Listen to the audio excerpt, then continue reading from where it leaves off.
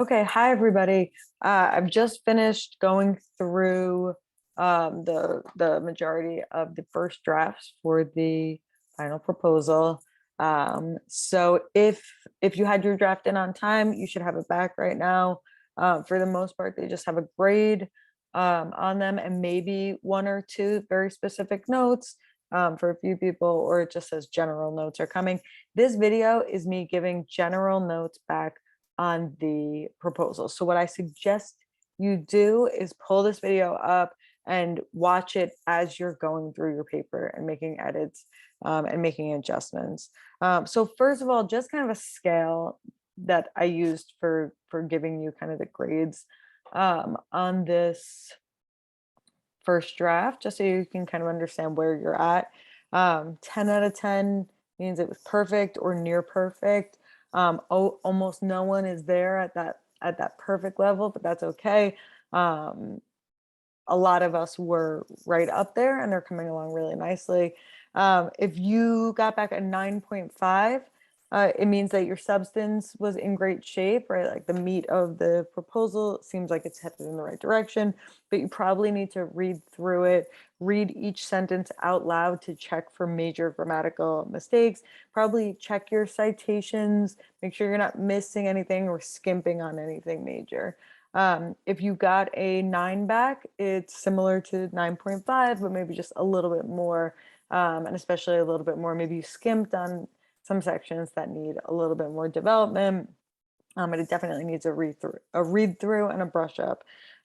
Remember for everybody that no one writes a good first draft. So most of writing is in the editing process. So you're right in the thick of that now, hopefully. If you had an 8.5, it probably means there are at least some substance issues, meaning that maybe the methodology section is a little underdeveloped. Maybe the literature review section is messy. Maybe you haven't set up your question really clearly. And same thing, if you had an 8 out of 10, just a little bit more of that. There was probably some substance issues, or you underdid a section, right? So maybe you kind of have just, a little two tiny little paragraphs for your methodology section, and it needs some work. Right, or you didn't do some part of that, or it needs a lot of editing. If it was a 7.5 or a 7 out of 10, it was probably means there was at least one significant issue. Usually this is missing substantial work on a major section. At this stage, for a lot of us, that would mean that the methodology section, you didn't get to spend a lot of time on it and it needs to be reworked, or the whole thing needs a significant dust up. So that's it. That's around the range, just so you can know where you stand going into this. But I suggest for everybody, unless you're doing this perfectly, which would be very difficult because we're all learning this process right now. Like I said, what I suggest you do is put this video up. I'm going to give some very specific notes. I'm going to go kind of quickly. Obviously, feel free to pause me. And check for each of these things in your project, and see if you can improve them. Okay, so first of all, the proposal should be written in the future tense. You can use I in this particular format. Unlike some types of papers in a proposal, you can say, I am going to conduct interviews with 20 people. I am researching this community. So feel free also to take ownership of the fact that in terms of this assignment, you are the expert on your topic and you're proposing research that you're going to do on it, new research that you're going to do on it. Next thing, numbers, if they are below 10, should be written out. Next thing, so you need to look through your sentences for subject verb agreement. So that means make sure the tense of the verbs in your sentence goes with the actual subject of your sentence, right? So a person walks down the street, but people walk down the street. And usually the problem with this arises when I've been there. We start a sentence one way and I can see us kind of change thoughts halfway through and swing somewhere else. So just make sure if you're at the stage, if you were getting an 8.5 or 9 or 9.5 on the first draft and you're at the stage of just reading through, looking for small things to correct, make sure you're looking for that, because if it happens once or twice, it's no big deal. But if it's throughout the paper, it does derail the paper a little bit. Okay, next up, citations, citations, citations. Some of us, the citations are coming along, but do make sure that if you say a big fact in your opening paragraph or two, that there should be a citation for that, especially if it's something that's like, you know, otherwise sounds like an opinion. There should be a citation for that. Also, if you just dive into your lit review, there needs to be a citation really early on in your literature review. Otherwise, your reader is lost. So just make sure that you're not just citing things here and there, just like we're just throwing them in there so that you can like say that there are citations. They do need to make sense for this because this is such a core part of this class. Okay, the next thing is when you say, it's the difference between saying the most or many of something. So what I mean by that, if you say something like, I'm just gonna, say something random, like most people are depressed. I think typically this happens a lot, not just with that topic, but with anything. What we mean is many, right? So if you mean this phenomenon happens a lot, then you should be saying many. If you say most, it has to literally be something that applies to the majority of the population that you're talking about. And you have to know that from, some sort of research. It can't just be what you think. It can't just be an opinion. Because a lot of times it feels like, something's a phenomenon that happens a lot. So we say most of the time, blah, blah, blah, blah, blah. But a lot of the things that we're saying are most, most has to be a majority. So it has to literally happen more than anything else. So make sure that you're not misusing that because it can be incorrect as well. Okay.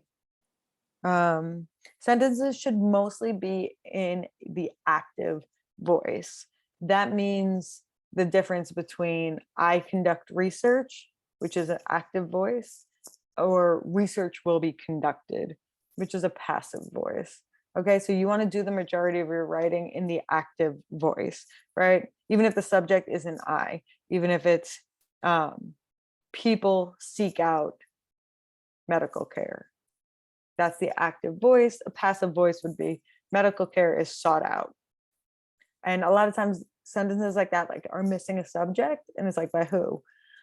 So again, especially for something that's specifically about a research proposal, you really want to be in that active voice because it's like there's no use skirting around who you're talking about, which leads into one of my other notes, which is don't be afraid to say the thing. Especially, like I said, you're positioned as the expert in terms of the research proposal. So this is not the time to use euphemisms or to talk to your reader or your audience as though they're in on the conversation with you, because you don't know who's reading this, right? Obviously, for the purposes of this class, I'm reading it, and that's fine, but we're training in a skill, right? That's supposed to transcend the classroom. And so you don't want to take anything really for granted and just say, oh, I'm going to say this, but like people will know what I mean. No, you have to say specifically what you mean. So sometimes I think we're afraid of stepping into the role of social scientist and of expert, and just kind of taking ownership of that. So if you feel like you're coming in and you're trying to say something, say the thing, don't talk around it. So if that resonates for you, great. If you're like, what is this even talking about? Then maybe it's not a note that is needed for you. A reminder, this is not coming up that much anymore, so I'm very happy. But a reminder again that we're writing research proposals, not research papers. You are not solving the problem in this particular assignment. You are contributing science to the conversation, contributing social science to the conversation. So a lot of us, we can have the convictions that you have and the perspective that you have on social issues. That's fantastic. And for this format, what you need to continue to say is not, I'm going to prove that. Prove would work actually. What you're not saying is, this is really important and this is the stance I'm taking on it. because that's like a 5-paragraph essay, right? Where you then bring in evidence. Your purpose here is to outline this study that you're going to do, right? And a lot of social science does contribute to deconstructing inequality and to talking about social issues. But again, the goal for this format is to say, I'm going to get you some really good science so that other people can go into the fight more well educated about this topic. That's really important to me. Okay. Once we get to the methodology section, your 2 methodologies should be crystal clear. Okay. Many of us were fine with this, but a couple of us, it was like a little murky. Like, which methodology are you using? That should be super clear because it's a really important part of the proposal. Speaking of which, you need to include a sampling technique. Unless you are doing ethnography, you need to specifically describe, is it purposive? Is it non-purposive? What are we talking about here? So you may need to go back. Some of us may need to go back and review the sampling technique video, but I look for that. There's a specific section for that on my rubric. Some of us had it. Some of us said the word sampling, but didn't say which technique we were going to use, and some of us ignored it. If you have not written about a sampling technique, make sure you go in there and do it, especially for interviews and surveys. Everything should be written in paragraph form. I know this was a draft, but occasionally we had just either run-on sentences or bullet points. So that may be because this was a draft, but just make sure in the final thing, everything's written in cohesive paragraph form. One paragraph should lead to the other in a cohesive way. Chances are your methodology section could use more detail. Say everything. And please don't fill it up with fluff. You don't need fluff. There's a lot to say. So make sure that if you say, I'm going to interview teachers, that I know what grade those teachers are going to be teaching, what schools they work in, where the schools are going to be. Are you then interviewing all teachers in a district, or are you going to narrow the sample of teachers by a certain demographic or set of demographics? On and on and on. There's a lot of details that need to be in there, so you don't need to fill it up with extra stuff. But the chances are, if you go back in there, really think to yourself, if I was not in my own head and someone was looking at this for the first time, what kinds of information am I not saying because I think it's obvious? Many of us have sentence fragments throughout our paper. So this comes down to reading through. Again, if you're at a stage where you're getting 8.5 or up, and you're looking for ways to polish it further, I would recommend a digital appointment with the Writing Center and or the library if you can swing it. And if you're getting a little bit lower than that, it's likely that sentence fragments are also sabotaging you. So I'm going to give an anonymous example from a paper. So if this was you, just know that it can be fixed very easily. But even if this was not you, the sentence fragments came up in a lot of people's papers, and it comes up every semester. So the sentence, the inequality that people of color face in their communities, period, is not a full sentence. So one could say people of color face inequality in their communities, and that would be a full sentence because it's a full thought right there. But the way it's set up in this example, it's like, well, what about the inequality? Because the inequality is the subject of the sentence in that version, which again was the inequality that people of color face in their communities. And so we're waiting for an action verb that has to do with that. So what I suggest you do, like I said, read the sentences out loud if you can. If it's something that you're really struggling with, I do again recommend a trip to the Writing Center just to go through and have them help you point it out to you. And oftentimes what we can do is kind of break sentences down into really clear thoughts, and really short, clear thoughts is always very welcome. I love short sentences, nice and clear, nice and clean. And if you're not sure, just say it and see if it feels like it's a full thought, or like it trails off a little bit. So a lot of us, I understand as I'm reading it, I understand the idea that you're trying to convey in a sentence, but the sentence itself either needs a little bit more, or it can be chopped up a little bit into simpler ideas. Okay. Another note that's somewhat related to what I said already: be specific with everything you say, and maybe more times than you think you need to. So, in any sentence that has this in it, you should actually never have this without a word after it saying this what, right? So it's never this is really comfortable. It's always this chair is really comfortable. So I'm not super worried about that, but a lot of us do have that throughout our paper where we say, um, this is really important, or this happens all the time.